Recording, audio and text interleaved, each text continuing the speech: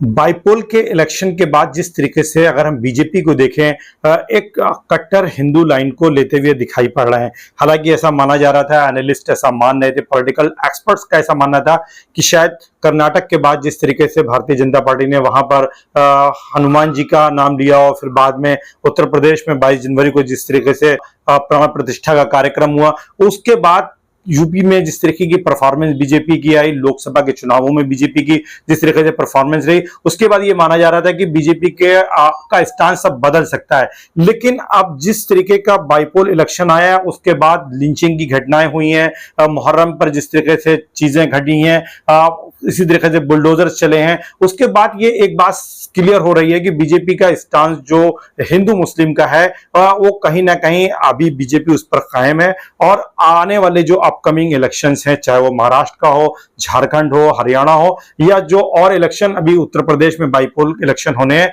वहां पर बीजेपी हिंदू मुस्लिम के आधार पर ही चुनाव में एक बार जाएगी, ऐसा माना जा सकता है। क्योंकि ये जो बाईपोल अभी हुआ, जो 13 सीटों को जो अभी चुनाव हुए हैं, जो उपचुनाव हुए हैं, इसका अगर निर्णय को आप एनालिसिस करेंगे, इसके बिटवीन द लाइंस को पढ़ने की कोशिश करेंगे, तो आपको बहुत सारी चीजें क्लियर हो जाएंगी कि बीजेपी ने ये स्टांस क्यों लिया है, इसके पीछे रीजन क्या हो सकता है। क्योंकि अगर हम बाईपोल के पूरे डाटा को एनालाइज करें तो भारतीय जनता पार्टी ने सिर्फ 13 सीटों में 2 सीटें जीती हैं। एक सीट उसका स्ट्रांग होल्ड है मध्य प्रदेश, वहां से उन्होंने जीती है, और एक सीट वो हिमाचल की जीत करके आ रहे हैं। लेकिन 11 सीटें जो हैं, उसमें से 10 सीटें जो है इंडिया अलायंस ने जीती है, और एक सीट इंडिपेंडेंट बिहार की सुपौल सीट जो है वो इंडिपेंडेंट कैंडिडेट ने जीता है। क्या है इसके मायने? क्या एक बड़ा पॉलिटिकल शिफ्ट हुआ है, वोट शेयर में शिफ्ट हुआ है, और ये वोट शेयर जो है इंडिया अलायंस के फेवर में हुआ है।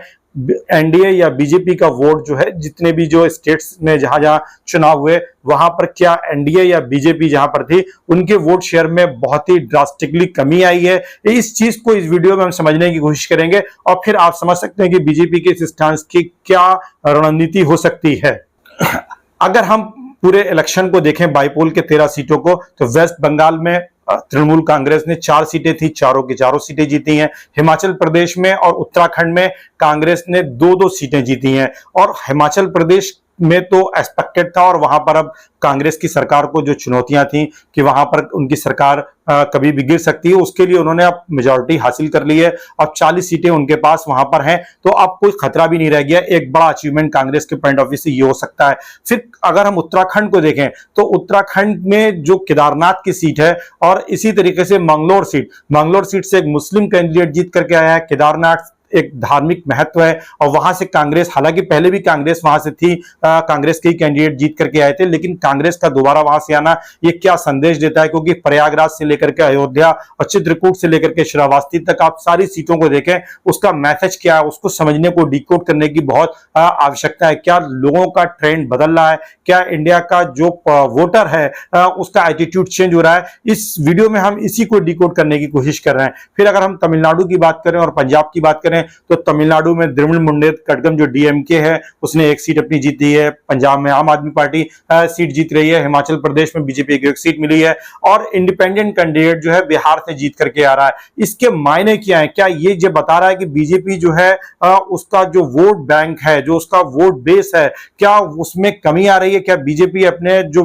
वोट बैंक का उसका जो बेस है वो उसको रिटेन नहीं कर पा रही है, उसमें तेजी से फिसलन हो रही है? और क्या बालू की तरीके से हाथों से उसके वोट निकलते जा रहे हैं? और अगर ऐसा है तो अपकमिंग इलेक्शंस में जो स्टेट इलेक्शंस हैं उनमें क्या होगा? फिर 2027 में यूपी में क्या होगा? क्योंकि यूपी के अंदर जिस तरीके का टर्मोइल चल रहा है, जिस तरीके से इंटरनल कॉन्फ्लिक्ट उभर करके आए हैं, केशव प्रसाद मौर्य जो कि डिप्टी सीएम है, और इसी तरीके से मुख्यमंत्री माननीय योगी आदित्यनाथ जी के बीच में जिस तरीके की बातें मीडिया में आ रही हैं, एक टसल सी चल रही है, और एक खेमेबंदी में बीजेपी बढ़ती हुई जा रही है, उसका भी एक परिणाम आप इन चुनावों पर देख सकते हैं। और इसके चलते भी वोट शेयर में कमी आई हुई हो सकती। अब ये वोट शेयर कितना कम हुआ, अगर इसकी बात की जाए कि बीजेपी के वोट बैंक में शेयर में कितनी कमी आई है, अगर हम सिर्फ वोट बैंक की बात करें, तो बीजेपी के वोट बैंक जो है वेस्ट बंगाल में 50% उनको मिला था लोकसभा में, लेकिन वो ड्रॉप करके अब हो गया है 34.1% इन असेंबली के जो बाईपोल्स हुए हैं,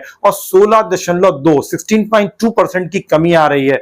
तो ये एक बहुत बड़ा गैप आया है, बहुत बड़ा इसमें कमी हुई है। हिमाचल प्रदेश की बात की जाए तो वहां का जो वोट शेयर था वो 43.3% था, जिसमें 11.6% यानी 11.6% की कमी हुई है, और अब ये घट करके 31.7%, 31.7% रह गया है। यहां पर भी एक बहुत बड़ा वोट शेयर में आप कह सकते हैं डेंट आया है। फिर उत्तराखंड में 47% से ज्यादा वोट शेयर अभी लोकसभा चुनाव में बीजेपी के थे, लेकिन अब वहां के घट करके लगभग 39.6% हो गया है, जिसमें लगभग 8% की कमी आई है।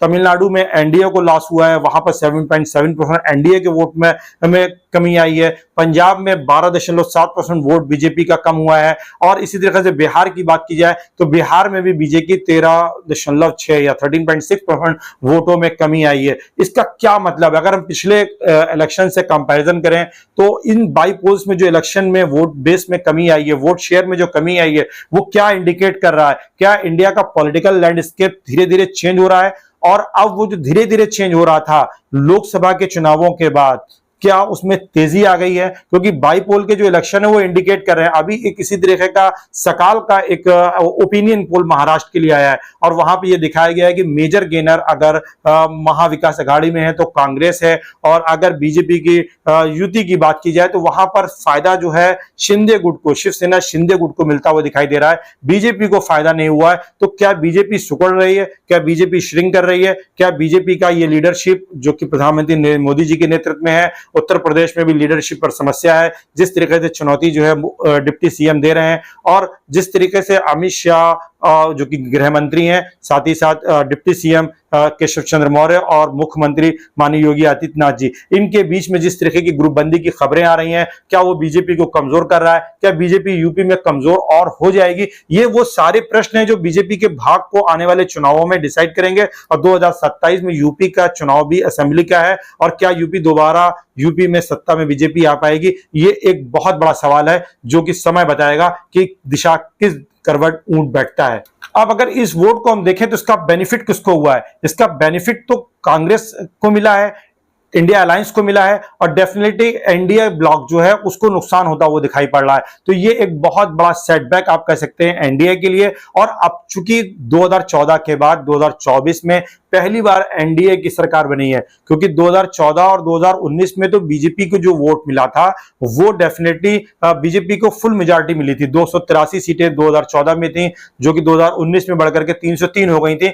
हालांकि वो एनडीए की सरकार थी, लेकिन वहां एक सिंबॉलिक रिप्रेजेंटेशन था एनडीए का। लेकिन ये जो 2024 की सरकार है, ये सिंबॉलिक एनडीए की सरकार नहीं है। यहां पर घटक दल खास करके तेलुगु देशम और साथ ही साथ जनता दल यूनाइटेड जो नीतीश कुमार का है, वो उसके ऊपर बीजेपी की डिपेंडेंसी बहुत ज्यादा है। और इसलिए ये एनडीए की सरकार में अगर एनडीए के घटक दलों के वोट शेयर कम हो रहे हैं तो डेफिनेटली एनडीए का जो प्रोस्पेक्टिव है वो भी कहीं ना कहीं कन्वर्सली जो है अफेक्टेड हो रहा है, निगेटिवली अफेक्टेड हो रहा है, और इसका परिणाम आप आने वाले समय में देख सकते हैं। अब इसके कारण क्या हो? अगर हम इन कारणों में जाएं तो इसके बहुत सारे कारण हो सकते हैं, क्योंकि गवर्नेंस और पॉलिसी को अगर हम देखें तो जिस तरीके से प्राइम मिनिस्टर के रिस्पॉन्सेज रहे हैं पॉलिटिकल इश्यूज के ऊपर, सोशल इश्यूज के ऊपर, अनएम्प्लॉयमेंट के ऊपर, उससे जनता बहुत ज्यादा सेटिस्फाइड नहीं है। और फिर अगर आप देखें जिस तरीके से सरकार का फॉर्मेशन हुआ, ये 2014 और 15 की सरकार का ही रिपीट हुआ है। बहुत सारे जो मिनिस्टर्स थे उनकी परफॉर्मेंस बहुत अच्छी नहीं थी, उन्हीं को फिर से मंत्रिमंडल में लिया गया है। तो एक ये उसके प्रति भी उपेक्षा भाव जनता में हो सकता है,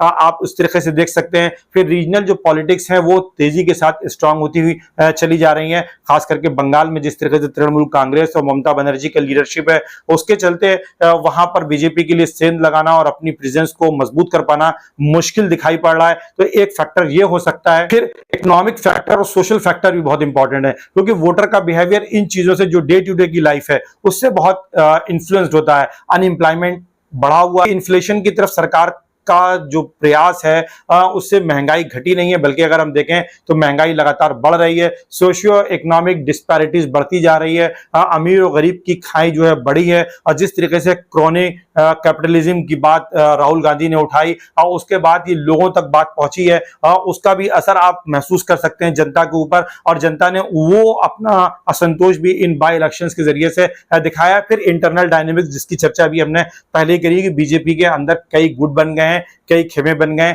महाराष्ट्र हो, उत्तर प्रदेश हो या कोई भी राज्य हो, अगर आप वहां देखेंगे, आप राजस्थान में वसुंधरा राजे को ले सकते हैं। इसी तरीके से आप उत्तर प्रदेश में आप डिप्टी सीएम और सीएम के बीच में आप कॉन्फ्लिक्ट दे सकते हैं।